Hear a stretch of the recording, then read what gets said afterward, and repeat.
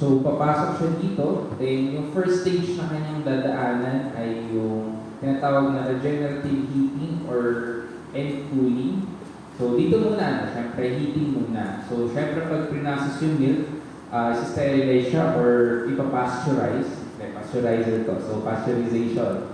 So, first, regenerative heating cooling. So, later on, pero spoiler alert, yeah, ginagamit, nire-recycle yung heat, yung excess heat from the milk na natapos na dito sa part na to para painitin yung next batch ng milk na pumapasok doon sa ating heater. So, ito yun. Ito yung excess, yung milk, mag-give off siya ng excess heat para ibigay dito. So, magkakaroon na ng partial heating yung milk natin. Pero yung pagtaas talaga ng, or majority, yung pagtaas ng temperature ng milk natin ay magagaling sa third stage na. So, ito na yung heating part. And, ayan, meron pa siyang dadaan na external holding cell. So, itong part na to, yan, yung hot water. So, ito yung heating medium natin, transferring its heat doon sa ating milk. So, dito sa part na to, ito na, regenerative heating / cooling, since yung unang milk na dumaan will cool here. Since kapag nag-cool siya, so i-give off niya yung heat niya to doon nga sa next batch of milk na papasok doon sa system. So next, we have water cooling, wherein, mag-cool na siya dito using well water and chilled water yun. So dito na-achieve yung target na temperature for storing milk. So ayan, isang malaking heat exchanger lang siya with 5 stages. So, ayan.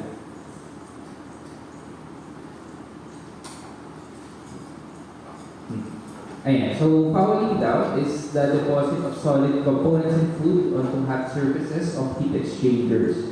So, basically, ayun, kaya iniiwasan na viscous din yung liquid na gagamitin or ipapadaan doon sa heat exchangers natin para maiwasan itong fouling. So kapag nag-offer ng fouling, this will result to food component loss since dumidikit na yung solid components ng food doon sa hot surfaces ng heat exchangers. And that will also cause yung pressure drop over time. So may hindrance na dun sa pagdaloy ng liquid natin. So, drop in pressure kung mangyayari na itong fouling. And of course, yung heat transfer natin will be more inefficient over time. So, ang basic solution naman here is the regular cleaning or dismantling of plates. So, basta nililinis. So, either clean in place man yan or yung complete dismantling ng plates, tubes natin dun sa heat exchangers. So, merong common mechanisms in fouling of heat exchange surfaces. So, one type is the precipitation. So, kapag nagpe-precipitate na yung dissolved substances natin, since nagkakaroon din ng temperature differences. So, ayan, may mga times na nag-occur ng precipitation of salts such as calcium sulfate or calcium carbonate that causes or precipitation ng solid substances natin sa surfaces ng ating tube. So, basically, common dito sa mga household pipes natin.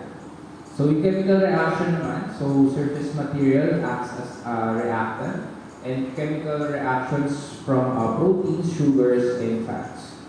So, may particulate accumulation then of the fine particles suspended in the process fluids on the heat transfer surface. So, yan, nag-accumulate. So, either precipitation or accumulation ng fine particles sa surfaces ng ating heat exchange surfaces.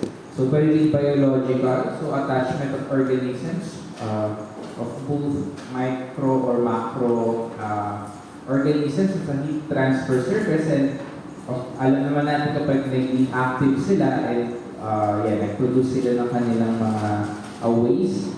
So, ayan, may kakaroon ng biological films for example. And freezing, so pag nagkaroon ng solidification of liquid components on subcooled surfaces, ayan, magkakaroon din ng freezing. So nakita natin ito dun sa refrigeration, wherein kapag yung mga heat exchangers natin is kumakapal na yung yellow dun sa surface niya, yun, kakaroon ng inefficiency dun sa heat exchange. Since may pagkapal na ng ice. And alam naman natin na hindi maganda or mababa yung heat conductivity ng ice. So yeah, may pagbagsak dun sa efficiencies natin. And last is corrosion, wherein yung heat transfer surface natin reacts with ambient air, then corrode. So yung oxygen yung most, of course, oxygen naman yung notorious element dito to look out for. Kung corrosion yung pag-uusapan. So, nabanggit na rin natin dun sa ating fluid flow na naiwasan tong corrosion by paglagay ng protective film dun sa ating heat transfer surfaces such as pipes nga. So, yeah, we have an example here of a clean pipe in sa left side. So, yeah. And kapag may fouling deposits na, ayan, kumakapal yung inner diameter and of course pwede din sa outer diameter. And yung pagkapal na yan will lead to inefficiencies dun sa thermal conductivity. So yung heat transfer natin will be very inefficient. So yan, malalaman natin mamaya kung bakit. Ayan, example is a biofilm formation. Yan, nagde-deposit ng biofilm wherein biofilm din natin is not a good conductor. So yun nga, one reason for it is protection nga din siya ng bacteria natin from heat, increasing heat. So ayun. Kaya yun, hindi siya magandang conductor. So ito ay isang example ng design ng plate heat exchangers natin. So, depende sa turbulence na gusto natin. And yung turbulence will also participate dun sa increased efficiency ng heat transfer natin. So, hindi ko na i-discuss kung ano yung result ng iba-ibang design na to, pero ayan, iba-iba yung design within dun sa ating plate exchanger to of course, modify yung flow characteristic ng ating fluid within the heat exchanger. So yeah, what are the advantages of using plate heat exchangers? So one is its sanitary design. So very easy to clean daw siya and maintain. And modular siya where it's easily expandable. So kung mas gusto niyo ng mas madaming regenerative phases or stages within the sa ating heat exchanger, you can do that just by lengthening yung ating stacks. So, yeah, modular siya. And yung heat or cooling to within 1 degree Celsius of heat transfer media can be achieved. And yun nga, yung main advantage naman here is the conservation of energy by regeneration. So, kanina na pakita na natin kung paano nare-regenerate yung heat doon sa ating system wherein yung i-cool na natin na liquid product is giving off its heat to doon sa liquid na i-heat pala. So yeah, basically an example here is a two-way regeneration system used for processing grape juice. So similar lang siya dun sa milk wherein yeah, papasok siya dito. Sorry. Dito sa silo tank, yeah, yan yung storage, balance tank, and yung juice is ipapump na dun sa heat exchanger. Ayan, sundan natin yung red line. Kita naman ito. Na red siya.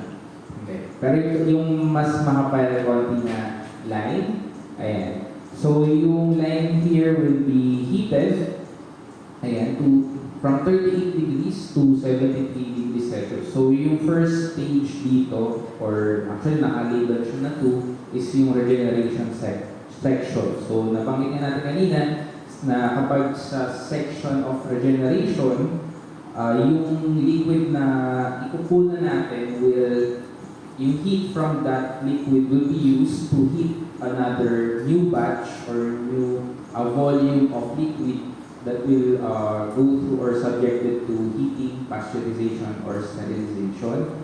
So yung one, this is the main heating element, heating stage natin, wherein yan, i-heat na yung ating product from 73 degrees Celsius to 88 degrees Celsius.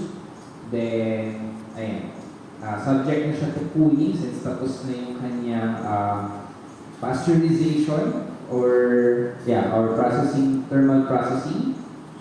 So yan, ipapump ulit siya dun sa heat exchanger natin wherein cooling na siya. So from 88 degrees to 53 to 21. So using ano na to, may ginamit siya dito na tatlong cooling element or cooling media.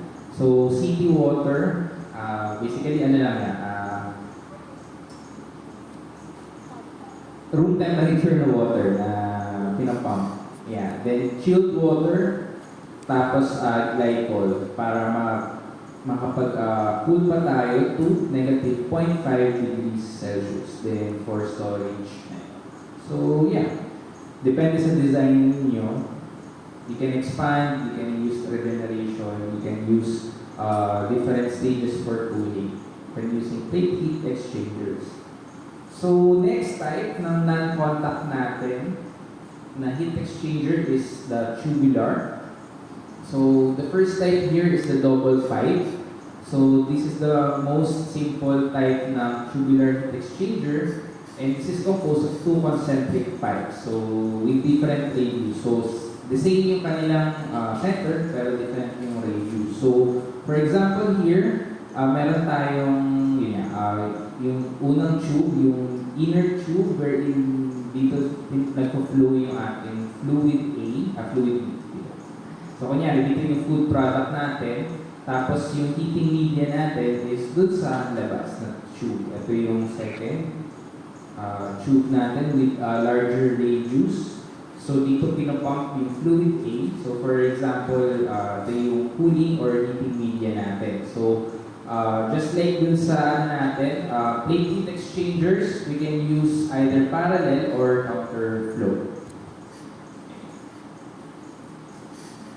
So may second type which is a triple pipe, and ayun yan, triple pipe. So may tatlo tayong concentric tubes na, and the product is sandwiched between the heating or cooling media. So nasa gitna siya yung design for the triple pipe. And kung makapapansin nyo, pwede tayong mag-introduce ng ibang surface design dun sa ating inner tube. So just like dun sa ating plate heat exchanger, so kung matatandaan nyo, iba-iba yung design ng ating inner surface for the plate heat exchanger. So yun nga, para sa ano to, increase ng turbulence ng ating fluid. So dito din, i-increase yung turbulence ng ating fluid, then that will also increase yung heat exchange rate natin from the heating or cooling media to our food product. So yeah, triple pipe. So next we have the shell and tube heat exchanger. With this, meron outer shell and inner tube. So similar siya in some way dun sa ating tubular heat exchanger, pero sa shell and tube heat exchanger, pwedeng hindi sila concentric. So iba-iba yung center point ng ating tubes here. Pero dahil dun, for shell and tube heat exchanger, pwedeng magkaroon ng iba-ibang or mas maraming tubes within dun sa larger tube natin. So, for example here, yung nasa left side, ito nga, yung ating shell side. Ito yung, dito pinapump, kunyari yung heating or cooling media natin. Then yung nasa YouTube bundles natin na nasa loob, dito pinapump, or this is where the food product flows. So, yeah, yung nasa right side is an example of yung sa cross-section naman, kung ano itsura, ano pwede maging itsura ng ating shell and tube heat exchanger. So yung nasa leftmost is, ito yung yung tubular heat exchanger. So yung second, actually tubular pa rin siya. Wherein may lang siya, protruding, may mga plates na nagpo-protrude sa labas to increase yung contact point ng ating heating or cooling media or liquid doon sa ating inner tube. Since, para mas mag-facilitate yung heat transfer. So yung nasa third and fourth image natin dito is yung yung shell and tube heat exchangers na natin. So pwedeng, di na siya concentric. So ayan, meron tayong multiple tube bundles here, or tube bundle consisting of multiple tubes. Tapos dito naman sa rightmost, ayan, na siya, apply din siya yung protruded na structure to increase the surface area of contact.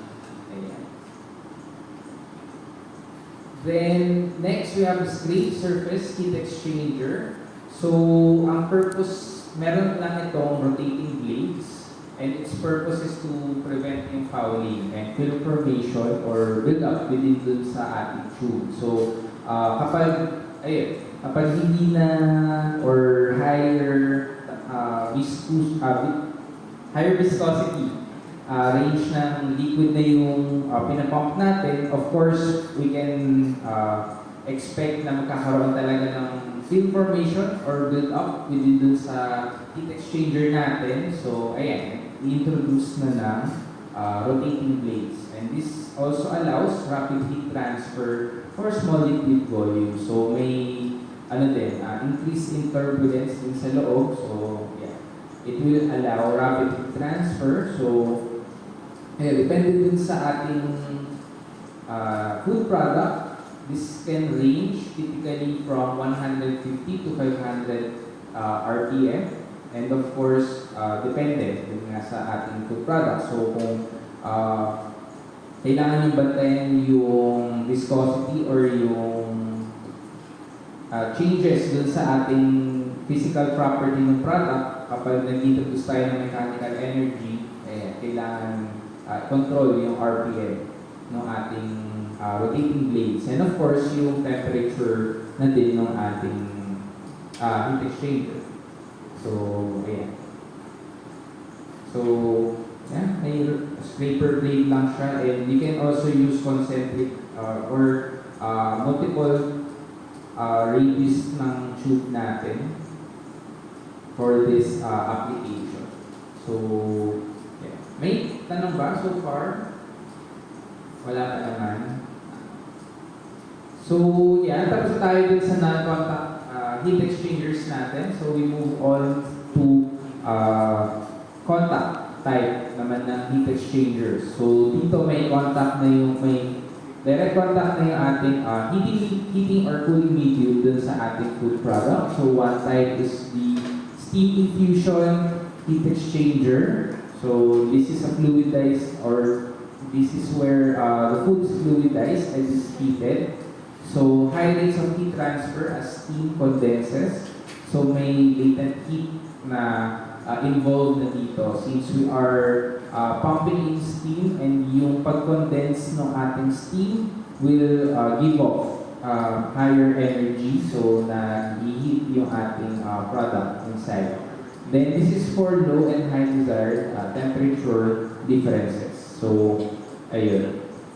And dito, since nagko-condense yung steam, kailangan din consider na mag-increase yung moisture content ng ating product. Pero yun lang naman yung isa sa major, or yun yung major consideration here, since nag-introduce tayo ng increased moisture for our product. So kailangan i-adjust yung formulation and adjust yung flow rates for this type of heat exchanger. So kung mapapansin nyo, may nakagamit ba sa inyo ng spray dryer dito sa PFP ever? Hindi niya na nagamit. So, yeah, gamitin niyo dito.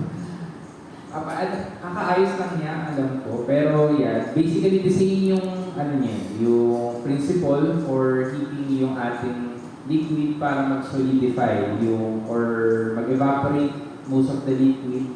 Then matitira tayo with the powders or yung solid component ng ating food product. So, yeah, to make you appreciate yung spray drying since nakikita nyo naman siya sa FIF, tama? Ayan. So, dati kasi may mga grupong gamit yan, tapos nasira nila. Pero naayos naman na raw ngayon. Ayan. Pero, yes, basically kasi yung yung principle, pero dito instead of steam, hot air naman yung ginagamit. So walang increase in moisture here, pero directly nagko-contact yung ating hot air dun sa liquid na ini-spray, so ina-atomize para lang mag-increase yung surface area, para maging droplet siya.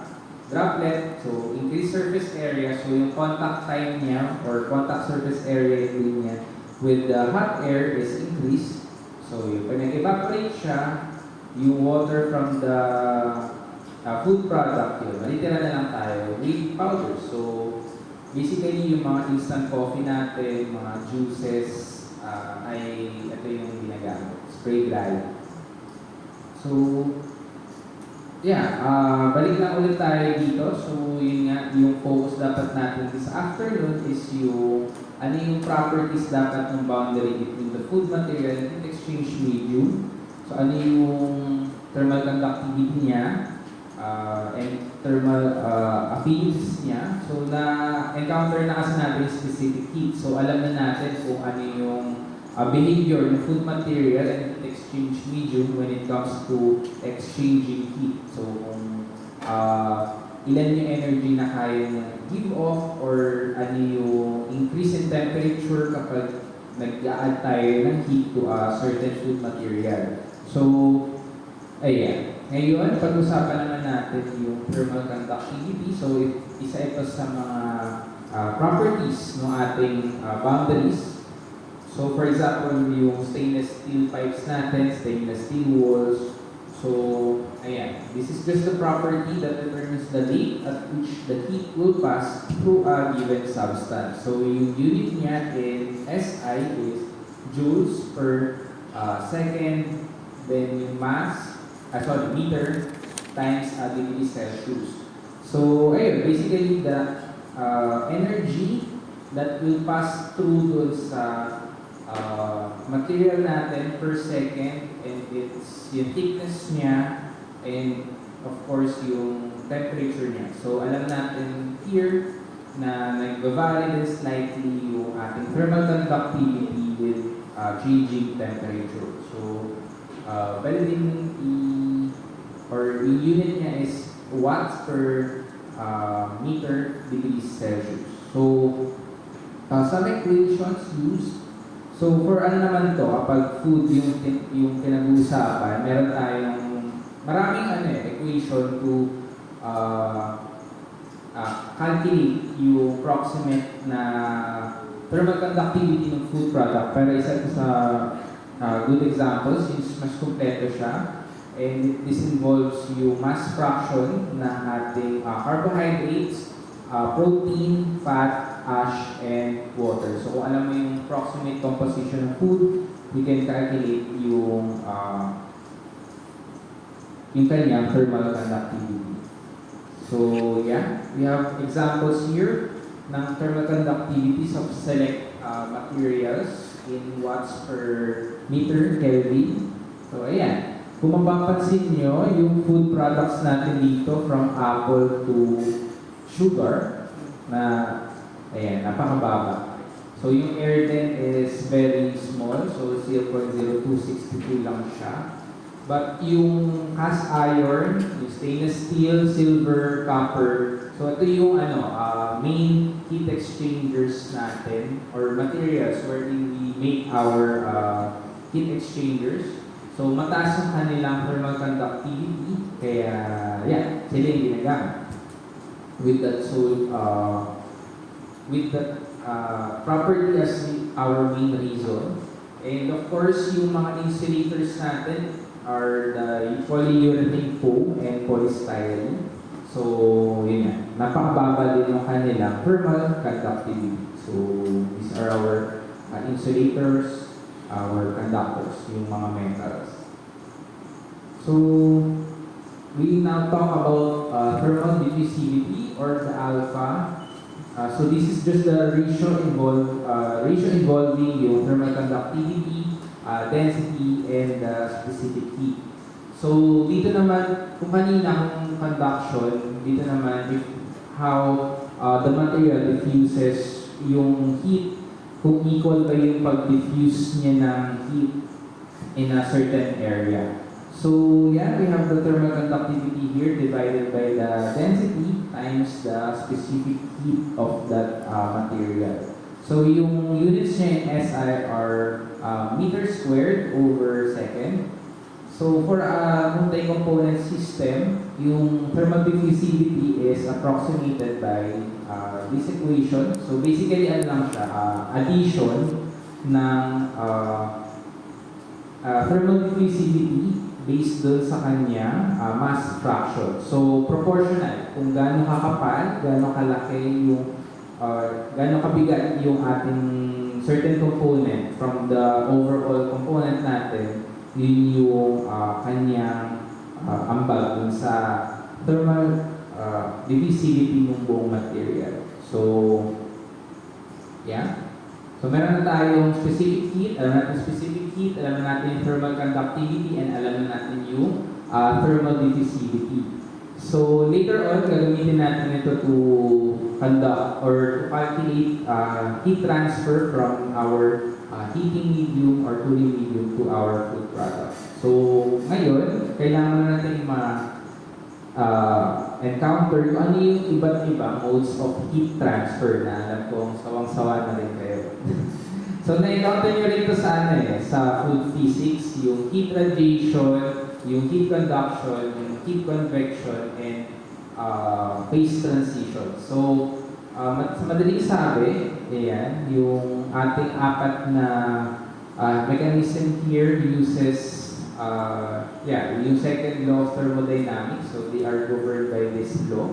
So the spontaneous heat transfer always takes place from a region of higher temperature to a surrounding region of lower temperature. So spontaneously, nangyayari yung heat transfer from sa mas mainit na bagay papunta doon sa mas malamig na bagay. So Q here, yung capital letter Q is our heat content in joules. So yung small letter Q naman, mas ma-encounter natin ngayon, since dati puro capital letter Q, yung heat content yung pinag-usapan natin. Pero this afternoon malalaman natin kung ano dapat yung rate of heat transfer, which is joules per second or watts. So yun nga, meron tayong apat na mechanism for heat transfer. So yung radiation is the electromagnetic radiation with wavelengths from 1 nanometer to 1 millimeter. So for example, broiling, grilling, use of infrared heat lamps, and solar heating.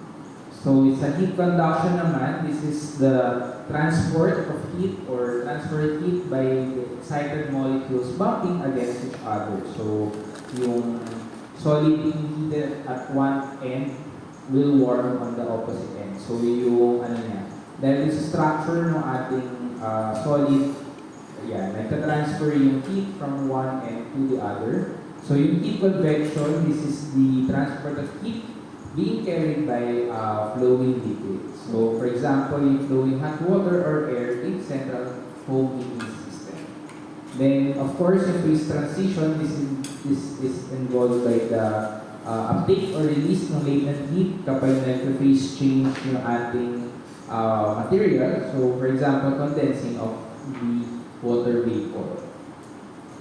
So, conduction here. Pangitan natin. This is the transfer of the kinetic energy from one molecule to an adjacent molecule without necessarily resulting in particle displacement. So, there are two theories that describes kung paano nangyayari conduction. So one is the vibration, yung vibration ng ating atoms or molecules within its lattice. So walang displacement na nangyari, pero dahil nag-vibrate yung ating molecules, yun yung dahil doon nag-transfer yung ating heat from one point to the other. And one is also the free electron drift. So yung free electrons, ito naman yung nag-carry daw na energy from one atom to the other. So dahil nag-drift siya from one atom to the other, kumukuha siya ng heat from one point, then pinatransfer niya to the other point naman. So yeah, for 4 years, first law, yung Q or small letter Q natin, this is the heat transfer rate. So this is proportional to the wall surface area multiplied by the temperature difference over the wall thickness. So, ibig sabihin lang na ito, tumataas yung transfer ng heat natin when we increase the wall surface area. And of course, kung mas mataas yung temperature difference, mas mataas yung rate of heat transfer. And this is diminished by the wall's thickness. So kung mas makapal kunyari yung ating kawali or yung mga tube dun sa heat transfer pipes natin, mas ma-impede yung heat transfer rate natin dito. Then when we account dun sa other factors, so yun yung natin, thermal conductivity K. So this is actually the negative since opposite sila, di ba? And negative K or thermal conductivity times the area times the change in temperature over the change in thickness or yung wall's thickness. So when we consider a wall here, kunyari ito yung wall with its dimension height, the length, and yung thickness niya, yung temperature difference niya will be described as this one. So kapag mas mataas kunyari yung temperature from the outside, and yun nga, yung inside natin will be, of course, diminished yung temperature dun sa TI natin dito, dun sa inside part ng ating wall. So dahil yun sa kanyang conductive heating mechanism, so yung thickness ng wall will act as insulator na rin. So yung heat transfer na yun is described nga by 4 years first law, or equal siya sa negative thermal conductivity times the area times the temperature difference over the wall's thickness. So important nga dito when we are dealing with packaging. For example, kung mag-store ka ng food products mo, so yung mga storage facilities, yung mga refrigeration insulations mo, and yung mga thickness din, of course, ng heat exchangers mo will be depending dun sa surface area, tapos dun sa thickness niya, and of course, yung thermal conductivity. So, for example, we have the one face that is stainless steel plate, tapos 1 centimeter thick siya, and this is maintained at 110 degrees Celsius. And the other face is at 90 degrees Celsius. So yung outside is 110, tapos kunyari yung inside is 90 degrees Celsius. So let's assume steady state conditions, and we have to calculate the rate of heat transfer per unit area through the plate. So the thermal conductivity of the stainless steel is 17 watts per meter degree Celsius. So yung given natin here is yung thickness, of course, is 1 cm or 0.01 meters. So yung temperature difference niya will depend sa temperature ng one face, then yung sa other face which is 90 degrees Celsius. Then yung thermal conductivity, of course, ng ating steel plate. So using yung Fourier's first law, we can calculate the thermal or the heat flow as or equal to 34,000 watts. So yan, plug and play lang naman tayo. So basta tatandaan, yung heat transfer is dependent or directly proportional sa area, sa temperature difference, but inversely proportional sa thickness.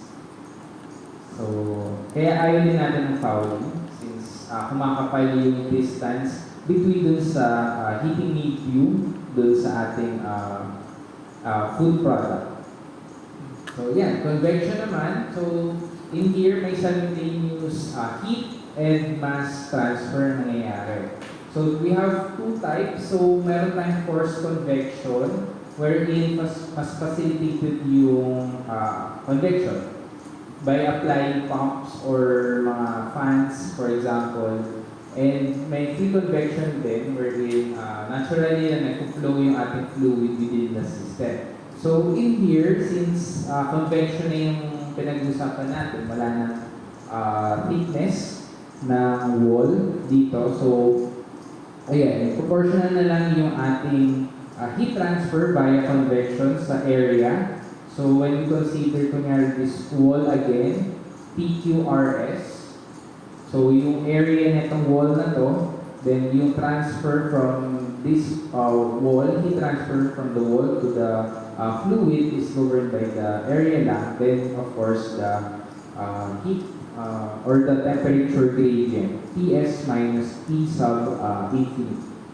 So yeah. Then we have to consider of course yung isang coefficient. So according to Newton's law of cooling, so yung H siya. So yun yung convective heat transfer coefficient multiplied by the area times the temperature gradient. So makuha natin yung heat transfer rate.